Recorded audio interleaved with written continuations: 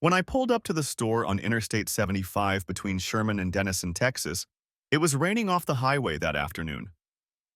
The rain was such that my vision dropped a couple of feet, and even sitting still, I couldn't make out the store sign between my car in the parking lot and the entrance. When I landed in Dallas and Fort Worth, the skies were gray, but the rental agent told me that I would probably encounter severe storms as I approached Lake Texoma to the north.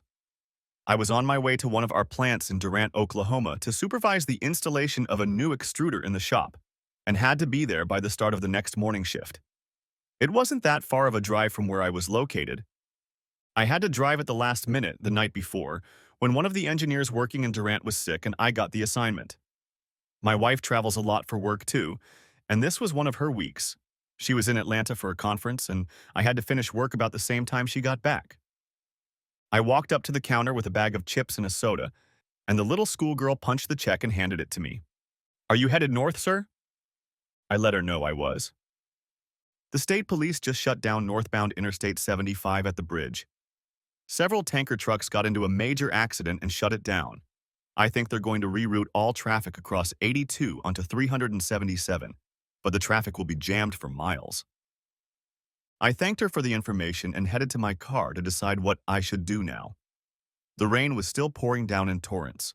From where I was, I could make it to Durant in 15 to 20 minutes on dry pavement if things cleared up by morning. Given the conditions, that meant spending the night on the Texas side of the border. I fired up the Honors Club app and booked a room at the Texoma Garden Inn, located less than a mile from where I was staying on one of the access roads, and headed there. "Mr. David Hoff?"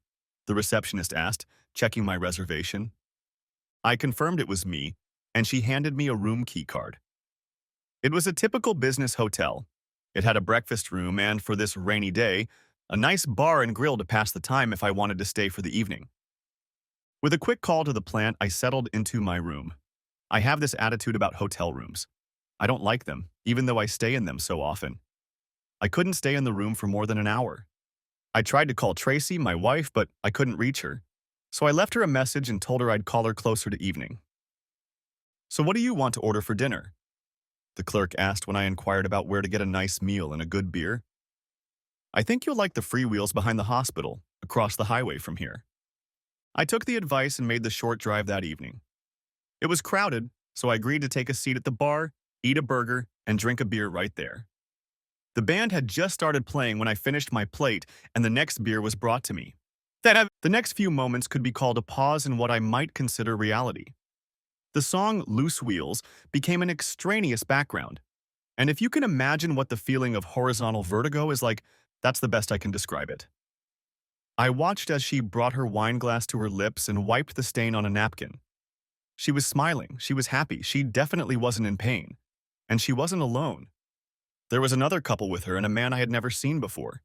The other woman I knew. They were very close and, at least to me, it was obvious that all four of them knew each other well. This closeness had not been acquired overnight. These two were roughly what I envisioned Tracy and myself to be, only it wasn't me sitting at the table. I watched as my wife of 4 years leaned over and kissed the man she was with, her lips lingering on his before they both stood up and walked out onto the dance floor.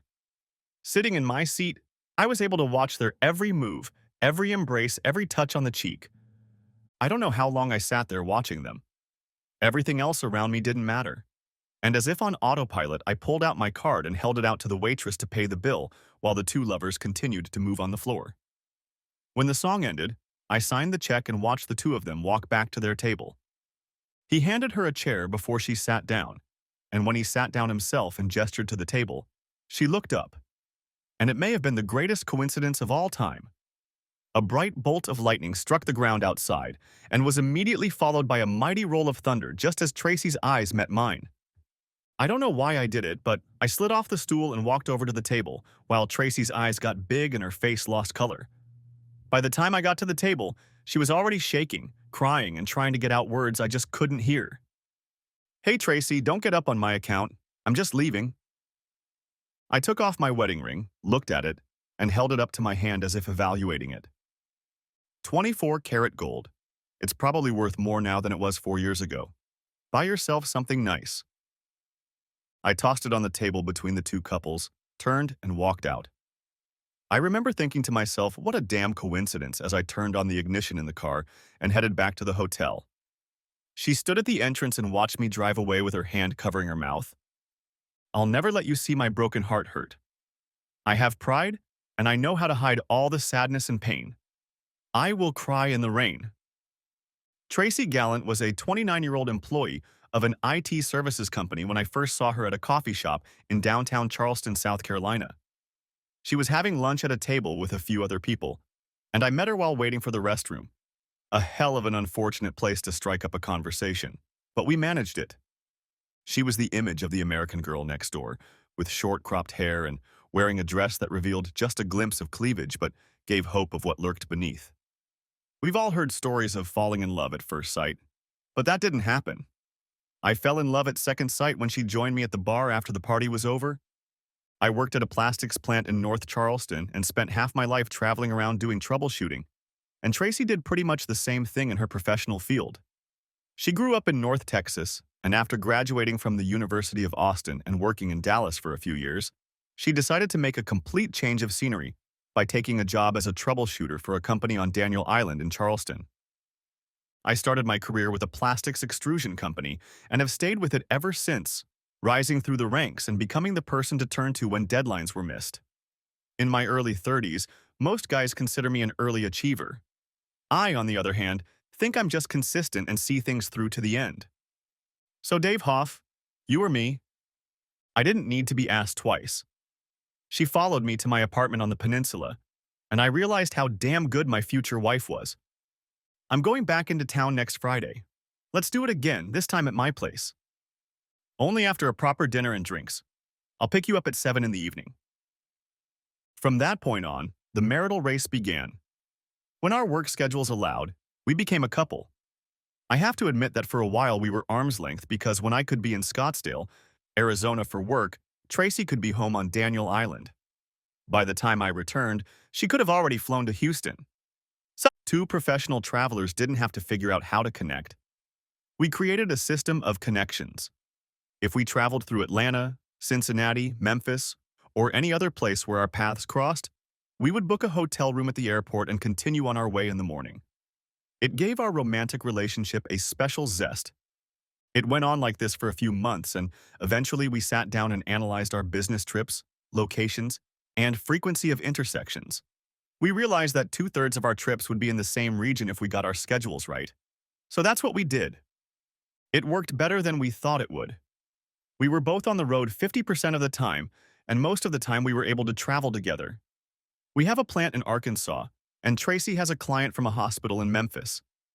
The way we coordinated our trips was that we would fly into Memphis, and then I would rent a car to Pine Bluff. On the way back, I would meet her at the hotel where she had stayed the night before, and we would go to dinner and then do business. We repeated this pattern in other places as well. Eventually, we were able to coordinate our trips so that we ended up in New Orleans on Thursday afternoon and had a weekend getaway. Over dinner at the Commander's Palace restaurant, I proposed to Tracy by kneeling in front of the entire room, and she said yes. Sunday afternoon, we were up in the air again to catch the flight back to Charleston. Charlie, this is Tracy's cousin Lynn. Lynn, Charlie is an engineer in South Carolina. Tracy's sister Lucy turned to the woman sitting next to her. This was the third time Lucy had introduced me at the reception as Charlie. I'd never met anyone from Tracy's family other than her parents until we flew to Denton for the wedding. Lynn, I'm Dave, not Charlie, I said, glaring at Lucy. Tracy's other two sisters were friendly but aloof. Either way, I didn't let it ruin the day. Tracy and I turned our attention to each other, and thankfully, I got along well with her parents. I pushed aside thoughts of personal grudges, and later that night my fiancé rocked me in bed until 3 in the morning. The next day we went on our honeymoon to Jamaica. The first couple of years of married life were fine, very fine, and Tracy and I managed to synchronize our travel schedules with minimal interruptions. Then she got a promotion, and things started to change. Her clients were reassigned, and she started spending a lot more time in Minneapolis and Dallas. In fact, 2/3 of her travel was to those two locations. My company had nothing in the Minneapolis area and only a plant in Durant, Oklahoma. Dave, it won't be long, just a couple years, and then I'll be gone. And maybe then we can do the baby thing we talked about. It was a nice carrot since we'd already been talking about starting a family for months.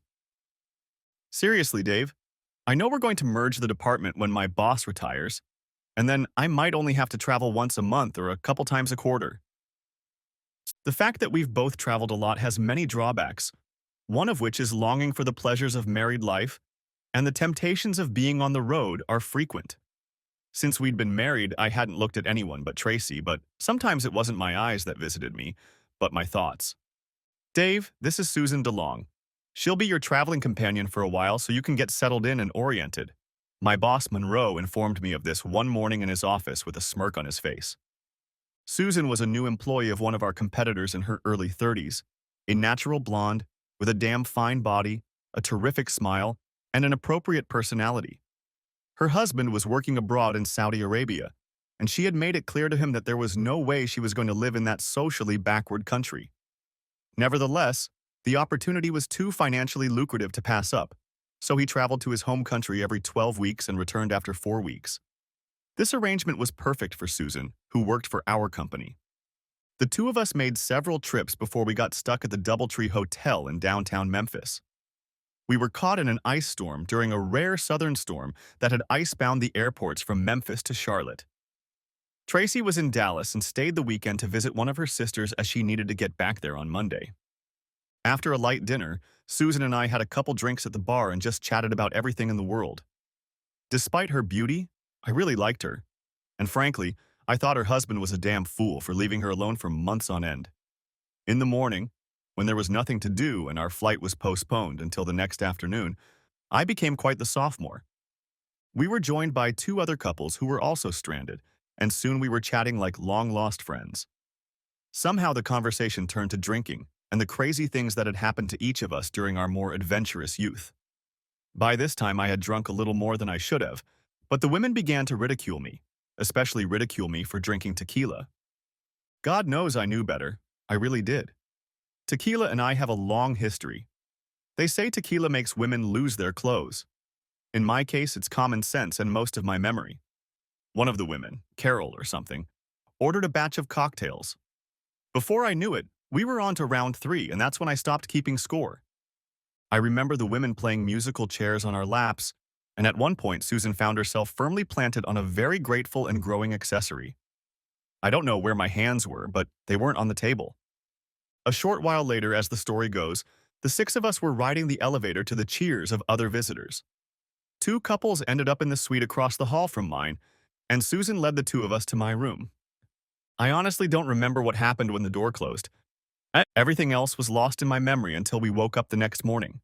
She was smiling and I was confused. Susan, what happened last night? It was the best night ever. Just you and me. I blew it, I told her.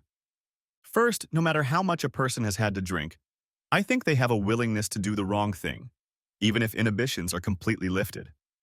Sure, sometimes the ability to resist can be weak, but taking action to find oneself in that state was certainly voluntary.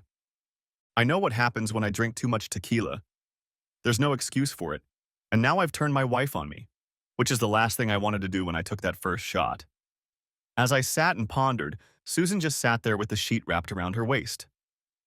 Dave, if it's any consolation, what we did won't go beyond this room, I promise.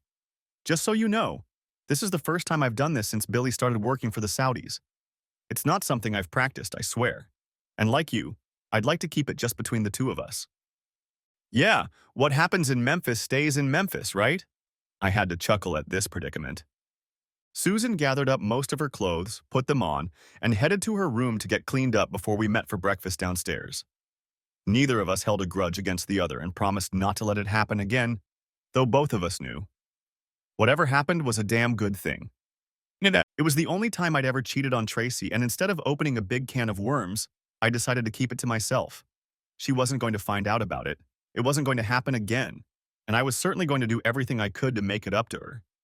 I say for myself because I was the one who had failed her, at least until she found out about it. Barring my one misdemeanor, it was business as usual in the Hoff household. I was still traveling with Susan, and for that matter, our friendship had strengthened, not weakened as one might have assumed. Tracy, on the other hand, was away more often than she was home, most often in Dallas. Of course, that allowed her to see her family, but if I saw her more often than a couple days a week, I was lucky. Tracy looked great, really good. She had revamped her closet and made her outfits more feminine and less businesslike. I certainly wasn't going to complain because my philosophy was that why spend so much time working out at the gym to then hide it under many layers of clothing? Her sister Lucy came to visit us during the week when Tracy was working in the home office. She didn't call me Charlie this time, but she didn't have much to talk about either. Both sisters were in their own zone, and most evenings the two of them would go out drinking together. On one such evening, the three of them showed up and I had to help Tracy into bed. When I returned to the living room, Lucy was already lying on the sofa. "I don't know what Tracy sees in you, Davy. I really don't," she murmured, looking at me with half-closed eyes. "Sam, she could have had any number of good men back home. Hell, she still does. Or maybe she still does." Lucy laughed in relief, and instead of getting angry, she decided it was funny as hell and waddled toward the guest room. Anyway, I went to bed, angry not only at Lucy but also at myself for the guilt that still lingered inside of me. I was glad Lucy was gone, but the next few months got even worse. Tracy was now going away for 2 weeks at a time, preferring to stay in Dallas or Denton for the weekends. She was trying to make up for lost time when she was here, but there was something else I couldn't find a handle on. We'd been married for 3.5 years now, and I'd never had any reason to doubt her devotion. Tracy's other two sisters, Claire and Torre, had become quite demonstrative toward me in general after we were married, especially Torre. One evening, a couple weeks before Tracy was to leave for a week-long conference in Atlanta, she called me. "How's my son-in-law doing?" "Only half as well as your husband, Torre. Is he sitting and listening to you?" "Sitting. Look, I don't want to talk out of turn, but Jimmy and Claire and I are a little concerned about how much Tracy is drinking right now." "Really?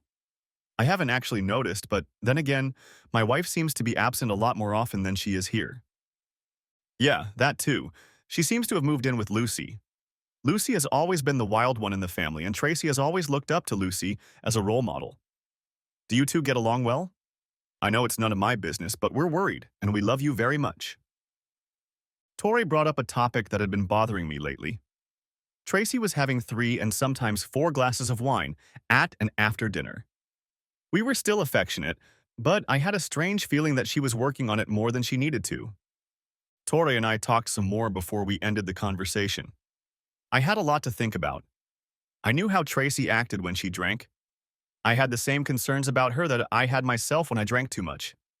But it was Lucy's influence that worried me the most. "So, Tracy, do you still stay at your parents' house when you stay late in Dallas?" "Yes, honey. Why do you ask?" "I thought maybe next time you have an extended business trip I could join you and see your folks. I haven't seen them since last Easter." I wasn't being entirely untruthful. I would go for that purpose, but I also wanted to see if Tracy would lie to me based on what Tori had told me. This bothered me until just before she left for the conference. The evening before we left, we got to talking, and in the morning I drove her to the airport for her flight to Atlanta. "Dave, Will Jones got sick yesterday, and they ended up taking out his damn appendix. That means they need someone sharp on the floor right away." Monroe only laughed. "You've been doing this for years. Give it your best shot, kid." That meant a quick trip to DFW and a move to Oklahoma. Nothing out of the ordinary. By 7 o'clock that evening, I managed to get the last seat on the plane leaving at 9 the next morning, and by late afternoon I was in Durant, Oklahoma. Monroe called Susan and asked her to join me in Durant, although she didn't manage to get a reservation until late that night. The flight went without incident, except that we hit turbulence as we entered Central and North Texas airspace. On the ground, I rented a car and the porter informed me that there were severe thunderstorms east of the lower panhandle that produced large hail and a couple of tornadoes. If you've never been caught in a Texas downpour, then you haven't seen the best that rain can bring. I sat under a couple of these downpours, and I had a 360-degree panorama of lightning and golf ball-sized hail falling everywhere in front of me. I sat under an overpass as the highway on either side of me was dotted with layers of huge hailstones, and a tornado ripped apart a farmhouse and barn just east of me. I headed north on Interstate 75 toward Sherman and the Red River Bridge, watching for ominous storm clouds along the way. As I approached Sherman from the south side, the sky opened up. Everything on the highway came into motion and stayed that way until I saw a quick-stop store on my right. It's a good thing I stopped, because a couple of tanker trucks got caught up in each other going over the North Bridge, and the metal carnage set everything on the river in motion. Fortunately, there were rooms available at the Sherman Garden Inn. Once settled in, I informed the plant that I would be arriving in the morning and sent the same message to Suzanne. The burger the waitress placed in front of me was a double patty, medium rare, and one of the best I'd ever had. I washed it down with an ale on tap and ordered a second glass. In that moment, everything fell into place. Everything that hadn't made sense to me before, all the long drives, the long overnight stays in Dallas or Denton or wherever, it all made sense now. There's a difference between a one-time affair and a permanent one, at least in my mind. Given my past, if Tracy had foolishly or unwittingly entertained herself in a hotel room in my absence, I'd be okay with it. I could even pretend I didn't know about it and go on with my life as if I didn't know. What I saw was not a one-time phenomenon. It was an ongoing love affair shared by a couple, not a crowd. Both couples were oblivious to their observer. The crowd was lively and noisy. The orchestra had just played a Texas duet. I watched the lovers with a queasy feeling in my gut as they danced and shared their intimacy. The waitress returned my card, and as I signed the check, the image of them returning to the table lit up in my traitorous soul. Was I angry? No, I was stuck in neutral with the gas pedal depressed, and if I saw her precious look in his eyes one more time, I could shift gears and the resulting torque would blow the whole establishment to smithereens. Her eyes met mine, and in the same instant lightning filled the air with a thunderous boom, and I silently walked over to the table. "Hey Tracy, don't get up on my account, I'm just leaving." I took off my wedding ring, looked at it, and held it up to my hand as if evaluating it. 24-karat gold. It's probably worth more now than it was 4 years ago. Buy yourself something nice. I looked into Tracy's sad eyes and felt my heart break. I glanced at her sister Lucy, but felt nothing, and before anyone could speak, I threw the ring on the table and turned, heading for the exit. She stood in the entryway with her hand over her mouth and watched me drive away in the rain. "Damn good job, guys, damn good job." The plant manager was glowing with pride as we put the new extruder line into its first run. Susan was in the final stages, and I was powering the hopper and monitoring the auger. The first run was through a set of dies to make water bottles for automotive advertising. After 3 days of working on the rig, everything went off without a hitch. Later that evening, Susan and I were having drinks, staying at the Choctaw Casino and Resort, a couple miles from the plant. "So, are you ready to talk about it now?" She asked. She asked. No, I still don't know any more than I did Tuesday night. I haven't talked to her yet. Hell, she's left me a dozen messages and I don't know how many texts. I don't know what to say to her. It was all true. All I knew was that my wife was clearly having an affair with some guy on her home turf, and her damn sister was clearly involved. But that wasn't all I knew. Tracy was in love with him, whoever he was. I could see it in her face, and it was impossible to deny it. Somehow, I had buried and put it out of my mind for the duration of the extruder job, and now that it was all behind me, I had my own reality and hell in front of me. I knew at some point I would have to talk to her. "Do you still love her? And if so, is that enough?" God, what a question. It really was a question. I loved, and I didn't know. I looked at Susan and put my arms around her. This was a woman most men would die for, and her husband was going away for 3 months. If he knew he was losing her, I would think he would want to quit his job and put her in his arms again. So why didn't I have those feelings for Tracy? I knew the answer. She loved him. She loves the hell out of him, Susan. It doesn't matter. She sat silent with a note of melancholy, a note of sadness. "Do you think, Dave, is it possible to love two people?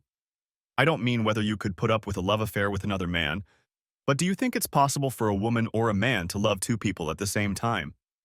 If so, do you think a woman can make the right choice if her husband thinks love is enough for two?" I know she meant what she said, but I had to laugh a little. A playful smile appeared on her face. "I'm being serious. You still love her, I know. And now you have to ask yourself if that's enough. And if so, will you fight for her? What if she finds out we were lovers, even if only for that one night in the storm?" Oh, damn it, I decided. What if she finds out I'm leaving my husband and ending up in your bed if she dumps you for what we did? "You'd leave your husband for me?" I asked half seriously. She was serious. Maybe, but Billy and I are almost broken up. He signed a new 2-year contract even when I told him I was sick of being a husband 3 months out of the year. You know what he told me? He told me to get myself an unobtrusive lover on the side if I needed it. Hell, that tells me he's already doing that. So yeah, I'd apply today if I knew I had a chance to sleep with you. She laughed in relief, but her eyes were moist. You need to talk to her and find out what you two have left. I don't mean a phone conversation. I mean you two need to sit down and figure things out. And with those words, I was done for the day. I have an early flight back in the morning. She stood up, leaned over, gave me a quick kiss on the lips and left me to ponder her situation. When Tracy was a little girl, Denton was still a relatively small town. Today, it's a sprawling suburb of Dallas and Fort Worth. Nevertheless, Steve and Donna Gallant still live here, and their 3 daughters are no more than a short drive away. The 2 older girls have husbands and 2 children each. Lucy was the only one who lived in Dallas. Tracy was a toddler. I walked up the tiled steps, and before I could knock, Donna had already swung the door open and enveloped me in a warm hug. Steve had already headed to the refrigerator to get a couple bottles of cold beer. Dave, I'm so sorry, I don't know what to say, I really don't. Donna looked like she wanted to cry but didn't. Tori told us everything after she had to almost pull Lucy's teeth to find out the truth. I'm so ashamed I just want to die. Donna, none of this is for you. We're all adults and each of us is responsible for our own actions, not the actions of others, I said, trying to comfort her. Steve handed me the beer and we sat down at the kitchen table. Dave, Donna and I will be there for both of you no matter what happens. Tracy is our daughter, and we'll do everything we can for her. And you need to know that you're our son too, and we'll do whatever you need to. It's important to us that you know that. Guys, I haven't talked to Tracy yet, so I only know what I saw last night, and that doesn't satisfy me. I'm going to fly home tonight and try to figure out what to do next. Here's what I know about this mess, Dave, Donna offered. Lucy has been playing matchmaker for Tracy since she was fresh out of college and living with Lucy in Dallas. She almost had it with a young guy from Denison once. His name was Charlie Duguay, and they were engaged for a while until something happened, and she left here for Charleston, and then she met you. For the last couple years, Lucy had been seeing her brother Charlie from time to time, and God, this is bad. According to Torre, Lucy talked Tracy into going to dinner with them, and then Charlie showed up again. Well, how that ended? Well, you know. I pretended everything was fine, and the 3 of us had dinner, and later in the afternoon, Torre showed up with the 2 kids. I always imagined that Tracy and I would end up in the same role someday. Dave, she really loves you. She just doesn't know how to look you in the eye after what she did. She's never talked to you about Charlie Duguay, has she? I shook my head.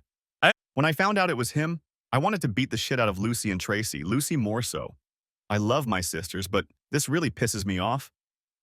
Torre, you don't need to get involved in this. I'm going to meet Tracy when I get back, if she's still there, and tell her everything. Maybe so, but you should know that Tracy doesn't understand a damn thing when it comes to Charlie. He's turned into a jerk since day one, but she thinks he walks on water. One night she catches him with his girlfriend Lucy after they supposedly got engaged, and the next thing you know, she's already gone to Charleston. He convinced her it was a one-time binge, but by then she had met you, and that was the end of it. Mom said she told you the basic information I got from Lucy. God, I'm so mad at her. Apparently the whole Gallant family is furious and Tracy flew off, or so everyone thinks. I played with the kids for a while, and then, after hugging and kissing them, I headed to the airport to fly home. My flight arrived around 11 p.m. that Saturday night, and as I pulled into the parking lot, I noticed that Tracy's car was parked, but all the lights were off. I entered the house thinking she was sleeping in the bedroom, but the bed was empty. The guest room was empty too, and there were 2 suitcases by the closet. Throwing my clothes into the washing machine, I showered, put on some comfortable jeans and a pullover, and then headed out the door. I needed to unwind. Living in the city center, we have a great selection of evening entertainment within walking distance. Market Square is just a short walk from my apartment, and one of our favorite places to hang out is Henry's Restaurant. It was past midnight when I arrived, and the night crowd was just starting to show up. Want the usual, Slick? Such asked. He was the late-night bartender, a nickname he got because he looked like his namesake. Yeah, and another one after that. He set 2 black Russians in front of me, and I only grinned. I wouldn't be needing a cab. Your landlady was here about an hour ago, and she had some guy with her and another girl I've never seen. Short blonde? Peacock tattoo on her shoulder? Yeah, dude, that's her. I guessed it was Lucy.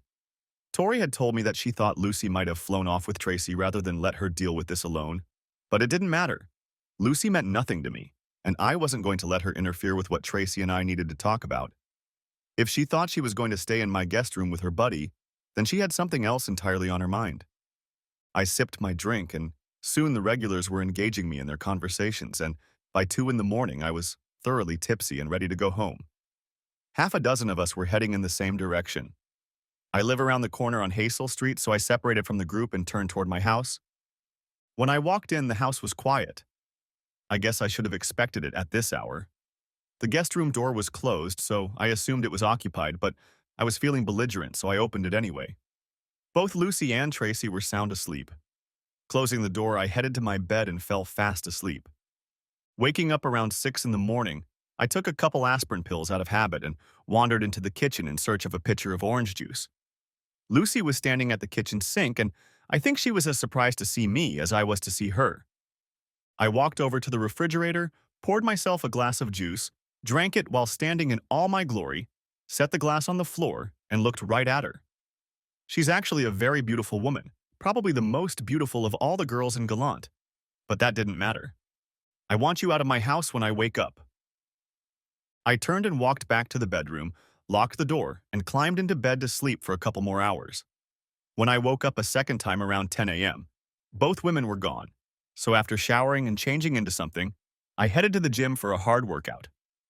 Cranking out calories and reps is one of those things that stimulates my cognitive faculties. I can think straight when the endorphins kick in, and it allows me to plan my day or develop a plan for whatever I'm working on. No matter how much I worked, I kept coming back to a simple conclusion. Tracy really loved this guy. She loved him for the first time. At least it seemed to me that she loved him now, and she was probably still in love with him when she met me. I wrestled with the punching bag some more and headed home. Can we talk, Dave? She asked, curled up in a chair by the window facing the street. She was clearly crying, for him or for me. But she was right. It was time to talk. Let me take a shower and we'll talk in the kitchen. 15 minutes later, we were sitting at the table across from each other with cups of coffee in front of us. It's your show, Tracy. Please take it back. She held out my wedding ring to me across the table and I took it, looked at it, and put it in my pocket. She didn't say anything about it. I'm really sorry about the way things turned out. I never wanted anything like this, she began. What are you sorry for, Tracy? She looked at me, not knowing what to say. Why don't you start from the beginning and realize how bad it was, I suggested.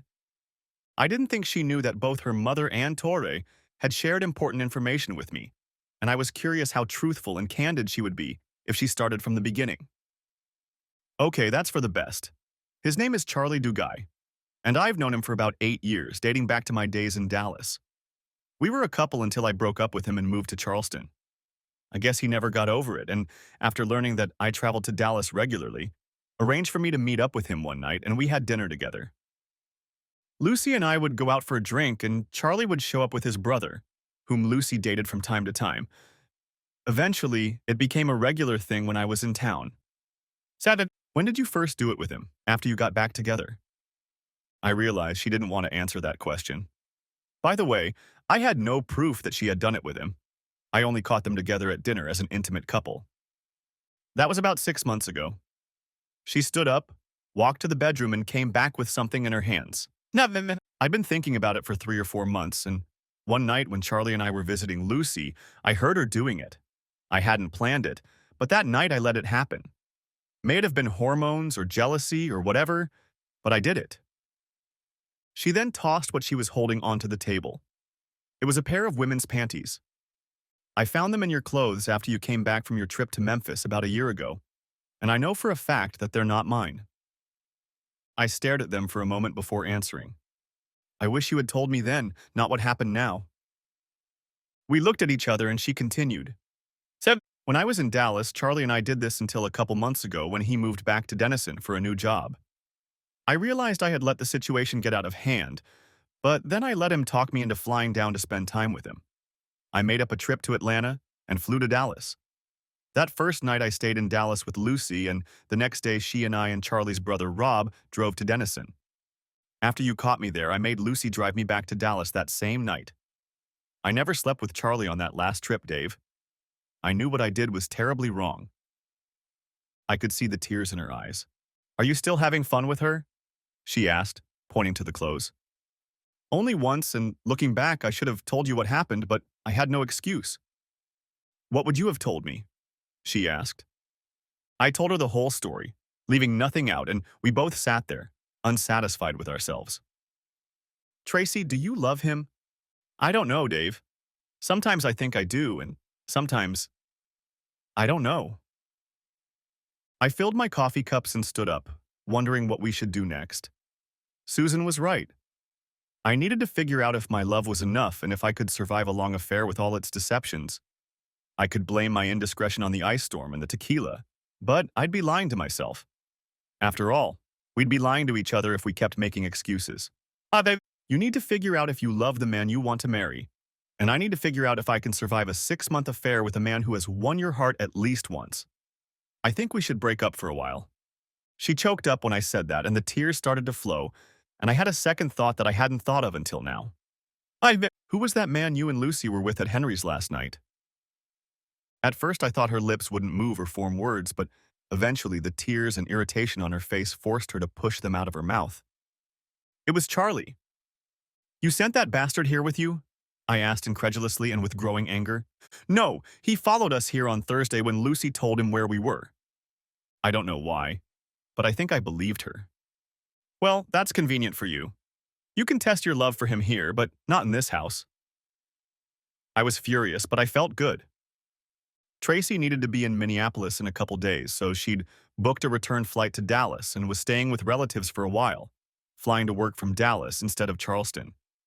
Tori had tacitly kept me in the loop, and through that contact I learned that Tracy and Lucy sometimes went out on the town together.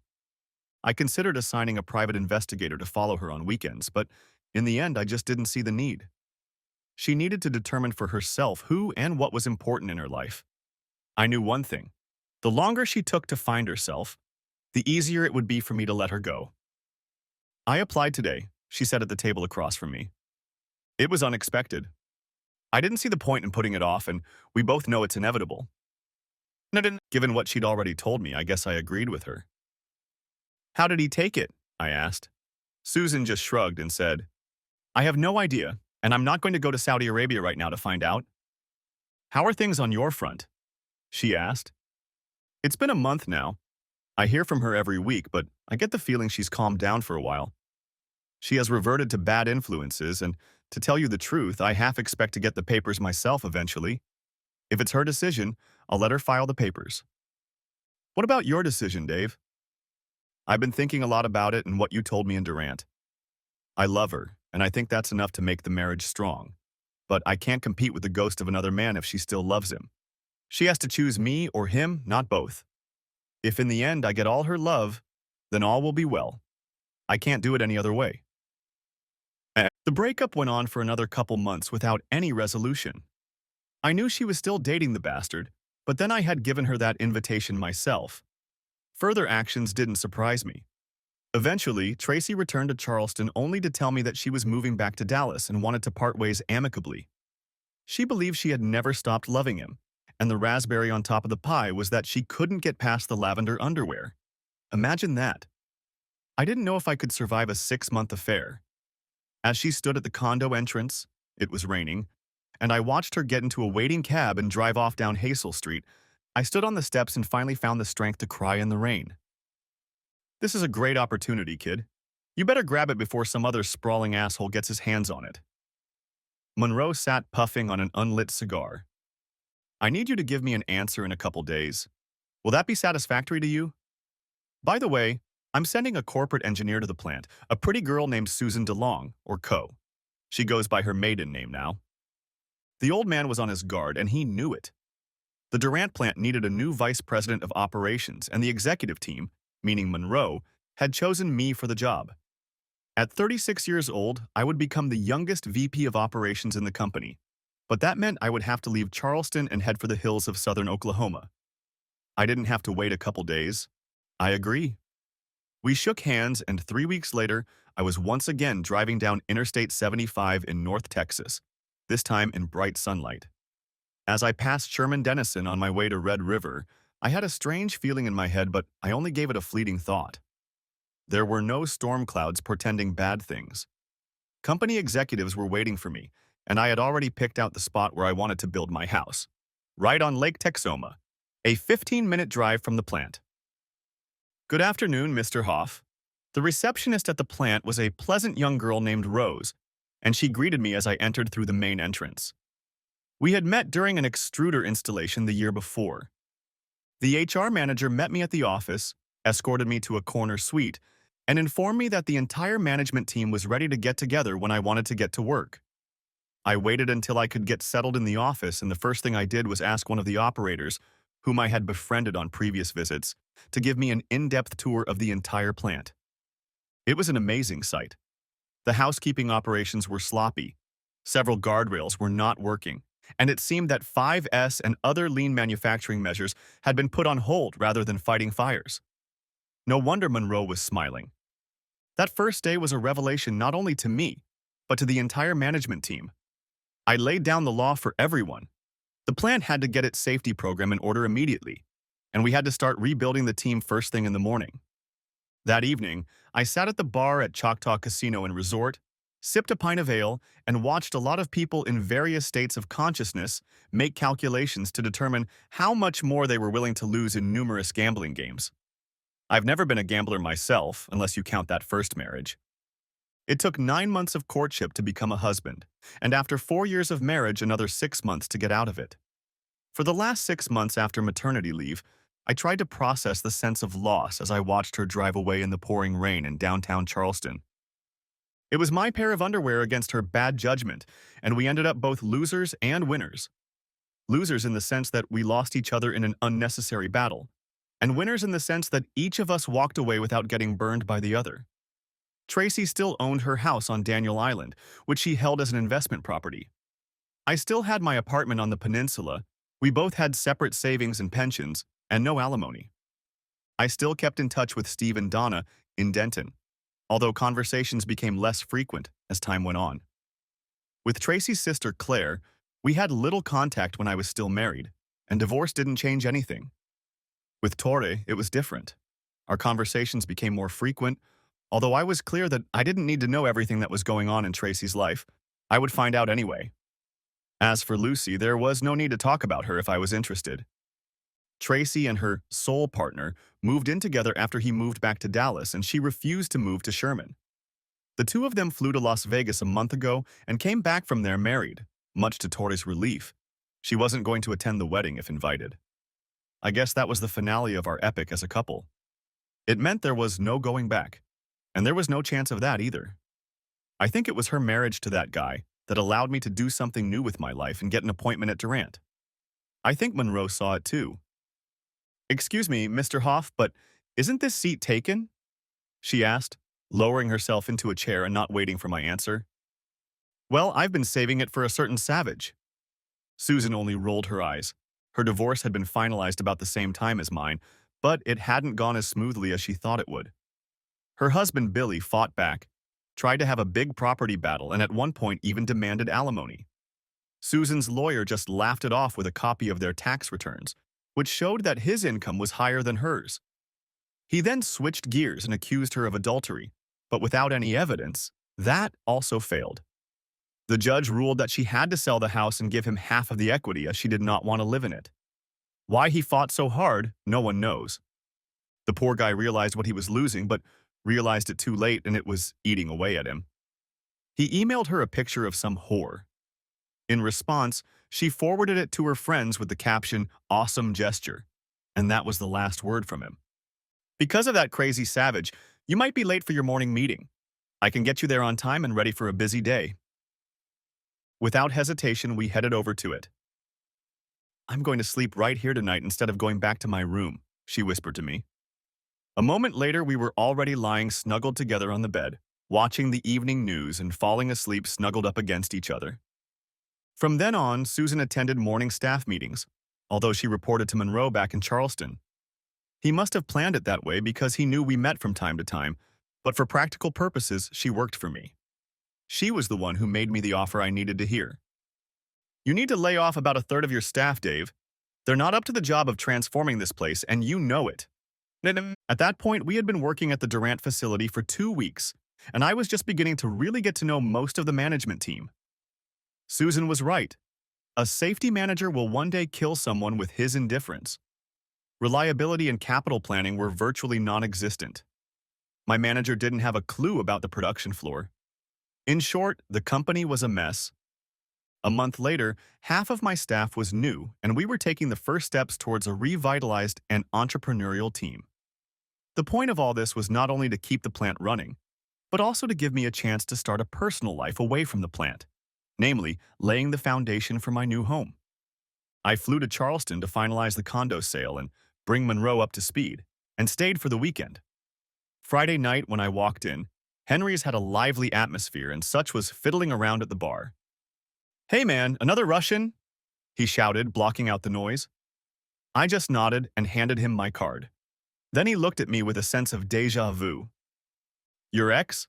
She left here about an hour ago with her new man and that little blonde with the tattoo.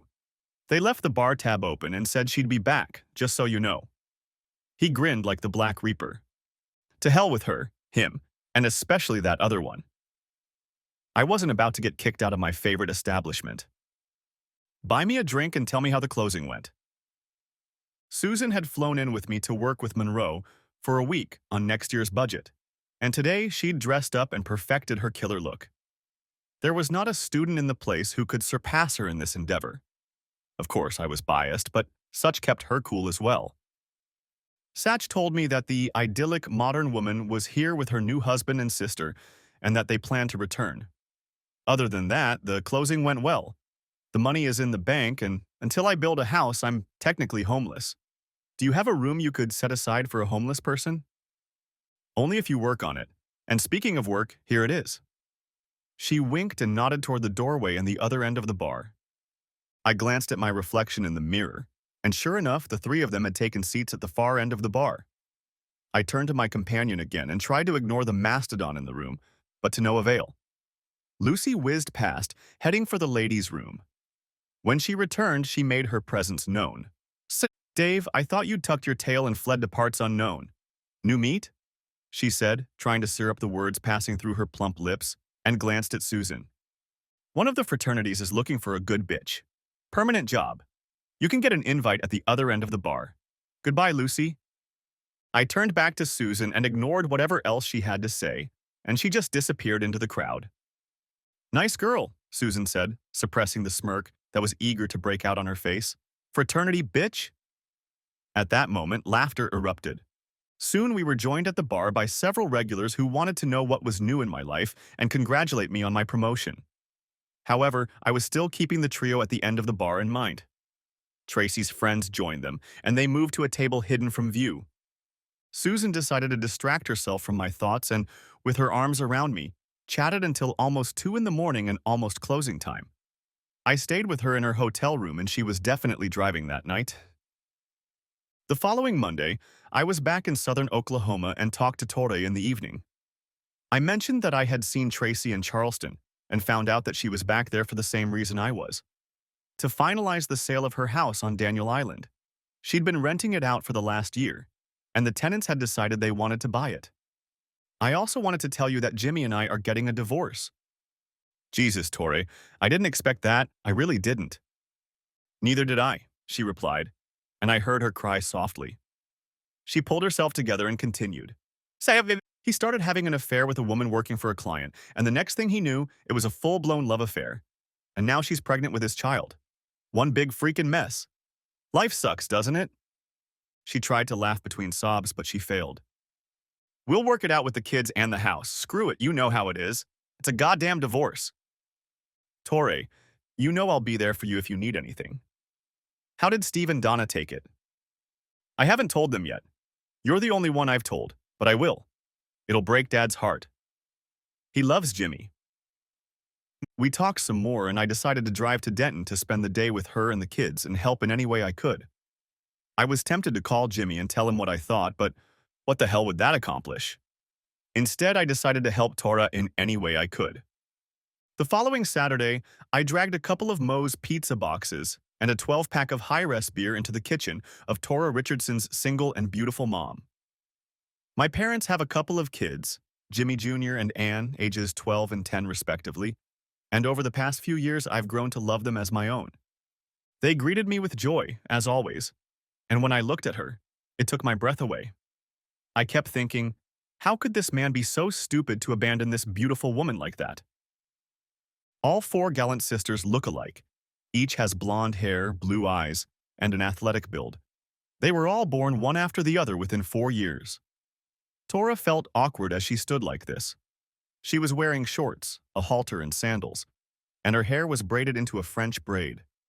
The halter was doing its job, but barely. It was an odd sensation. When I'd seen Tracy a few nights earlier, she'd reminded me of Torre, and now that she was standing in front of me, I didn't have a single thought or concern for Tracy. Jesus, he's a damn fool, I said without thinking, and quickly apologized. A sly grin appeared on Torre's face. His loss, I guess, she replied. The kids had already started eating, and we joined them. After lunch, they busied themselves with the pool and the neighborhood kids, while Torre and I relaxed on the patio. Let's go out to eat tonight, Dave. I know where you'll take me. So she'd just asked me out. How could I say no? I couldn't, so I accepted the offer. I want you to take me to the Cattleman's, and then we'll go to Whiskey Girl. Ha! Jesus, you've got the whole night scheduled. All right, Fort Worth then. Both places are on Stockyard. I'd been to Cattleman's before, but Whiskey Girl was unfamiliar to me. Nevertheless, my obligatory Lucchese boots were in the car, worn in 2 runs. Being a Charlestonian, I didn't bother to buy a hat. The kids stayed with a neighbor, and after freshening up and changing clothes, the 2 of us headed for Fort Worth. At dinner, we got to talking. And when did he get to you? I asked. About 3 weeks ago. He just jumped on me, laid out everything he thought, and told me he wanted a divorce. I cried for 2 weeks, even when I talked to you last Monday, but now I'm going to pay out all the tears I was going to cry. This week, we settled on child support and the house. He got the rest of his stuff and can see the kids whenever he wants. I'll never be a bitch about it, and he knows it. I could see it in her eyes. She's a survivor, and as beautiful as she is, she won't be on the market for long. Some cowboy would try to get her as soon as she became available. So are you still starring in that hot number that caused your divorce? She asked. I had to laugh at that question. I told her the whole story, and she knew that Susan and I were seeing each other regularly. Every chance I get, I replied. Yes, but is it something serious? There was a more inquisitive look in her eyes now. Funny. Susan and I snuggled up to each other every chance we got. Went out to eat when we could, and as far as I knew, were exclusive to each other. I know I wasn't interested in chasing a piece of ass in every city I showed up in, and I knew for a fact that Susan had turned down more jocks than she could count. But were we in a serious relationship? I didn't know. We enjoyed the rest of our dinner, and later she pointed me toward the Whiskey Girl Saloon. Me and my girlfriends used to come here on Wednesdays, drink half-price drinks, and watch cowboy asses all night. She giggled, and when I raised an eyebrow in jest, she added, "Oh, don't look at me like that. There was nothing else going on." I believed her. She wasn't the type to run around in a marriage. There were a few guys who asked her to dance, and I certainly didn't mind, but she only danced swing numbers with a couple of them. Nothing slow. She saved all those numbers for me. Under other circumstances, I would have gotten a number. It was quite clear that she was mine if I wanted her. And to tell you the truth, I wanted her, but I couldn't. I was tied up with another woman. I was Uncle Dave to her children, and just as importantly, she was going through a marriage breakup and was vulnerable to me. I know how she felt about me, and frankly, I felt about the same way about her. I could have loved this woman for the rest of my life if it weren't for the baggage we both brought into this life. Instead, we had a quiet drive to Denton, and she put me up for the night in the guest bedroom. 3 months earlier, I had broken ground on my lakeside property and ordered an oak log cabin from Sevierville, Tennessee, which their crew delivered with utilities and finishes in less than 60 days. The previous week, a local Durant crew had finished building the dock and launching the boats, and I watched my new 22-foot Sea Hunt BX boat being launched at the local marina. Susan had bought a house a couple months ago, and I was spending half the time at her place rather than living in a hotel. Monroe let me stay with her temporarily until the house was finished. But like I said, hotel rooms aren't my favorite place to stay, even if I'm living off the company. "Uncle Dave, it's time to leave. The fish aren't going to sit here all day," shouted my niece Anne as Jimmy Jr. And I walked down to the dock. She already had her life jacket on and was waiting at the stern. Tori let me keep the kids for the weekend after they had been pestering her for over a month. Add to that 2 kids and the lake, and they wanted their own rooms, and for good. I was fine with that. They were great company, and after a while my lake house became their permanent vacation spot. After 2 days of fishing, swimming, and burning a tank and a half of gas on water skis, Tori came to pick up 2 slightly burned and exhausted kids. After I persuaded her to keep them one more night and provide her with a guest room, the 2 of us settled on the porch, admiring the sunset in the west. "Tracy caught that creep cheating again," she said, looking at my reaction. "And what, twice already since they got married 9 months ago?" A smug smirk appeared on my face. The first time since the wedding, Charlie Duguay had been caught with Lucy's other friend during a drunken party in Austin, and the girl's boyfriend hadn't taken too kindly to it. He'd given himself a hell of a black eye. "True love," I added. Tori only slapped me playfully. This time she came home unexpectedly and caught him in their bed. She packed up her things and moved back in with Mom and Dad. Neither of them are thrilled about that, I'll tell you. I'll have to remember to send flowers and condolences to Steve. I'm cruel, I know. They love her as much as the rest of you. Tori looked at me strangely before he spoke again. She told me she made a mistake shortly after she got back from Vegas. It's really helping her now. I can't remember who told her, Mom or Claire, but one of them told her that she would regret leaving you for that creep until the day she died. I think she realizes that now. I answered nothing and turned my attention back to the landscape. The sun had finally lowered the last remnants of its soft glow over the horizon, and I watched Tori's face in the fading light. She gazed out over the water, and the twilight emphasized her gallant features before she turned to me again. We sat like that, talking about everything in the world, for several more hours before we stopped for the night at Lake Texoma. After she cleaned herself up and put on one of my t-shirts, we sat on the porch and enjoyed our morning coffee. "Dave, we should probably talk business." "What do you want to talk about, Susan?" "You and me. What you want, what I want. Do you want to get married, settle down, or do you like things the way they are?" God, how the hell was I supposed to answer that question? I really hadn't thought about marriage, but if that's what she wants, I'll seriously consider it. And then it hit me. At least now it wouldn't be what I wanted, but what she might want, and that would never work in the long run. "Susan, I'd be lying if I said I didn't like what we have now, but honestly, I'd probably be convinced if you wanted to go further. I just don't see why we have to change what we have now." "Okay," I mumbled, but she saw right through me and blurted out one of her trademark infectious smirks before jumping up and sitting on my lap, wrapping her arms around my neck. "Okay, Romeo Hoff, I think we both feel the same way. I thought you were going to push for marriage, and, like you, I'm happy with what we have. But I want to talk about something else. I married Billy right out of college when I was 21, and hell, I'm almost 39 now.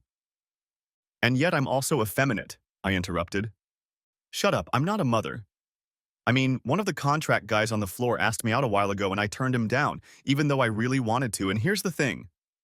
I felt like a wife, and I'd just spent 16 years doing it.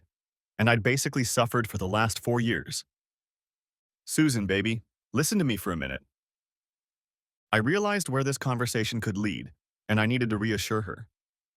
"You and I enjoy each other's company. You're a great companion. We fit together like gloves, and God knows you're the best lover I've ever been with. But I'm not your husband.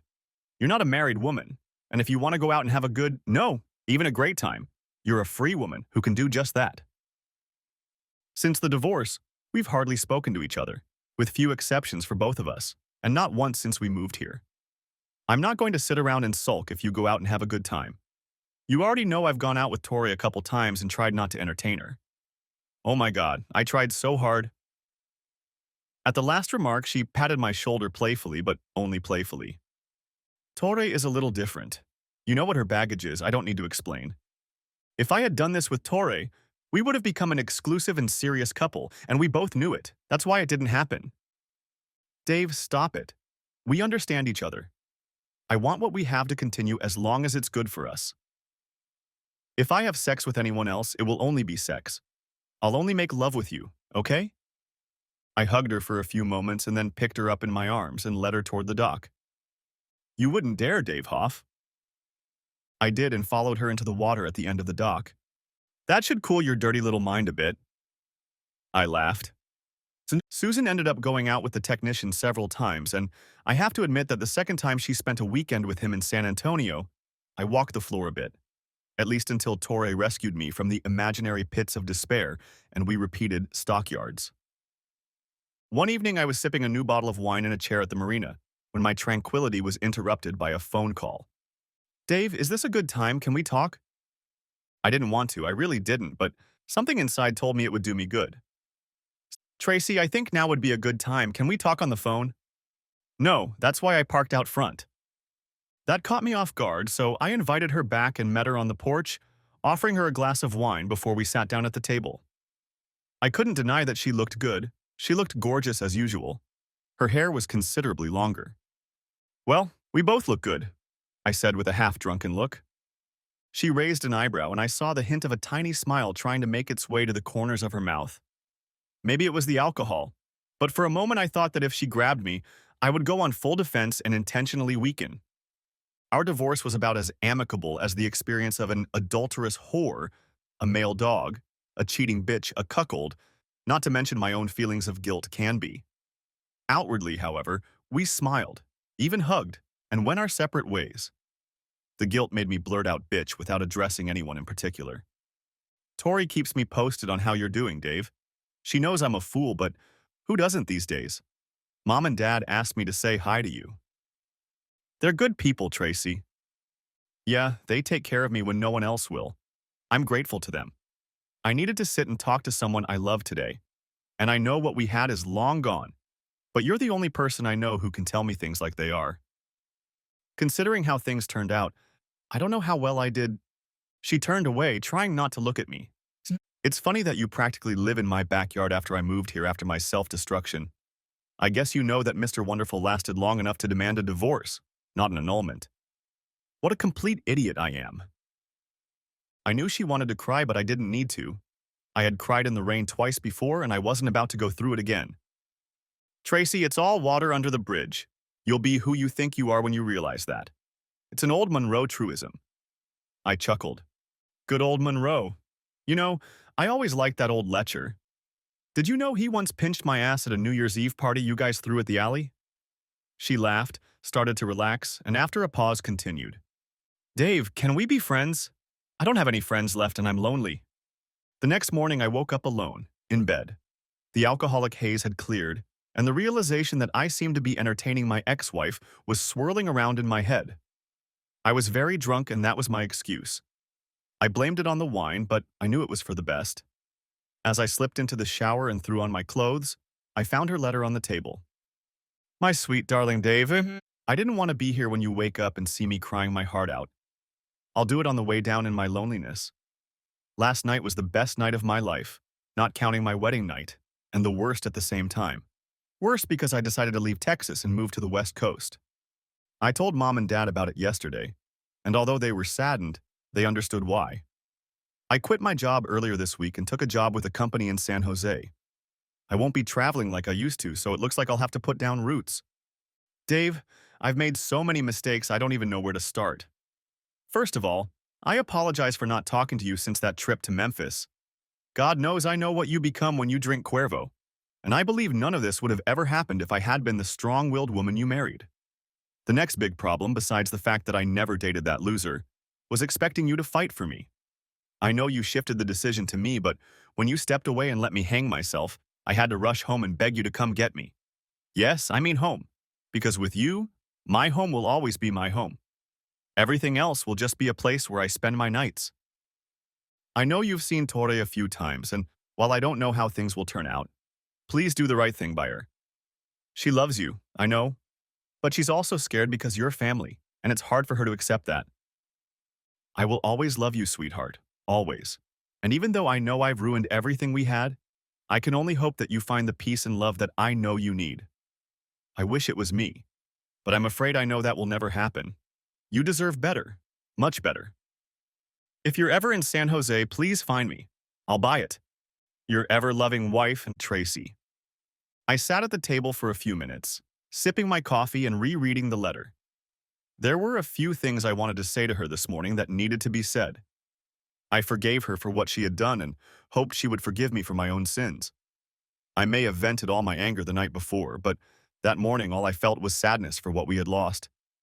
Several years had passed since the events at Freewheels, and life continued on in its own way and in its own circumstances. I collected the letter and put it, along with other things from our marriage, in my dresser drawer, next to the wedding ring she had returned to me at the kitchen table on that last day when we were a complete couple. Susan returned to Charleston for a few weeks to work on another project in which Monroe needed help, and I tried to immerse myself in various projects at the plant but felt distracted. At the end of one particularly busy day, our secretary Rose invited me to join her, her husband, and a few other people at a Choctaw restaurant. I arrived at the appointed hour and found myself at a table with Rose, Walter, her husband, and two other women, Sarah, whose last name I forget, and an interesting 30-year-old divorcee named Winona Gustafson. It was the latter who piqued my curiosity. She had worked in a casino until she went back to school and was now an assistant radiologist at a hospital in Sherman. We had a great dinner, and when it was over, I offered to buy a round at the bar. And because of the hour, Winona was the only one who could stay. It takes a little imagination to describe her. She wears a short pixie cut, which she dyes in various shades of dark purple mixed in with her natural black hair. Both arms up to her wrist are covered in intricate black and gray sleeve tattoos, and she says she has several tattoos of roses and vines girdling her chest and running down her torso. Years ago, Winona was a biker and married a sturdy Swede, hence her last name, until they separated due to certain needs she had while he was overseas on extended field work for an oil company here in Oklahoma. She was a nymphomaniac, she said, and to fulfill that need, she married several men while her husband was on a business trip overseas. On his last trip, he returned home and discovered that she was married a second time to a retired Marine who had broken up with her after learning the truth as a result of a run-in with the big guy. She fell very deeply in love with the Marine and then decided to break up with her husband and recreate herself by going back to school. That was her old life when she worked at the casino, and since then, she has dedicated herself to getting her degree and trying to settle into what she calls a normal world. We swapped stories with her until well into the night when she finally had to drop everything and head south. I did talk her into giving me her phone number and gave her my card. For the first time in a long time, I hummed to myself as I drove home. This humming requires some explanation. Susan had found a man she thought she was serious with. As she said, it was very similar to my own experience with Tracy. She fell in love at first sight, and they have been a couple ever since. We didn't have any sex on the side, and I probably wouldn't have done it even if she had suggested it herself. She was clearly in love with the guy, and her place was in his bed, not mine. This turned out to be a very good thing. Our friendship became even closer. She hasn't told him about our affair and probably won't, because that would only raise suspicions about our friendship, but I can talk to him myself, with Susan's blessing. I really like the guy, and I have a job that I think he'd be great at. Rose knew this, which is why I think she invited me that night with her group, although she thought I'd be more interested in another woman with much more traditionalist views. The salesman knew he was close to the zone. I had been looking at the blacked-out fat boy for over 30 minutes, and the only decision I had left to make was the number of options I wanted to add to it. I definitely wanted a soft passenger with a small back. I may have been going through an early midlife crisis, but Harley's status symbol, the fat boy, had been pulling at me for quite some time. It didn't take much effort on the seller's part, and we closed the deal the same day. Unfortunately, due to lack of orders, I had to wait almost 60 days for delivery. When it was delivered, I took my first trip down south. I was sitting on it in the parking lot outside Texoma Medical Center when Winona came out after her shift. She even squeaked when she saw it. An interesting sound. She changed into a short skirt and halter top and put on her face with blue lens sunglasses before taking her seat. I pointed south, and within a minute we were on our way to Denton to see Tori and join her and her friend for a night in Fort Worth. Sometimes I feel like I am in honeymoon prep school. Susan was my lover before settling on her Mr. Right, and Tori was kidnapped as I promised, though I had a chance and didn't take it. But none of that mattered. Behind me rode the little minx. When we pulled up to Tori's house, her overnight bag was in the back seat along with her dancing boots. Tori greeted us, and we were introduced to Dan, her new beau, and another couple who had joined us for the evening. The evening went great. We had dinner at the Cattleman's and then went to an establishment I had never been to but had always heard of, Billy Bob's. We danced till we dropped, and at one point I switched partners with Dan and brought Tori out onto the floor. Is he the guy you want to be with for the rest of your life? Hell, I don't know that yet, Dave. He's a lot of fun to be with. He loves my kids, he's got two of his own, and he's grooming me left and right. Well, he's better off. You're the prettiest girl in Texas, and he'd be a fool to let you walk away like I did. She looked at me with a strange expression and then just pressed her cheek against my shirt as we danced a slow waltz. I glanced over at Dan and Winona, and he was definitely enjoying this dance. Seeing a tall cowboy dancing with a tattooed punk biker girl was pretty funny. Where are you staying tonight, Dave? I booked a room not far from here.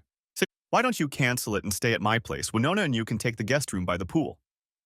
When we were done for the evening, I did just that. There was another couple staying with us, and one of them pulled out a bottle to drink. I briefly remembered that night in Memphis, but with Winona by my side and no guilt, I indulged her. We all slept until mid-morning, and when I got up, the ladies were in the kitchen, and there were only two of us guys left. Dan had left early after talking to Tori. I didn't push the matter.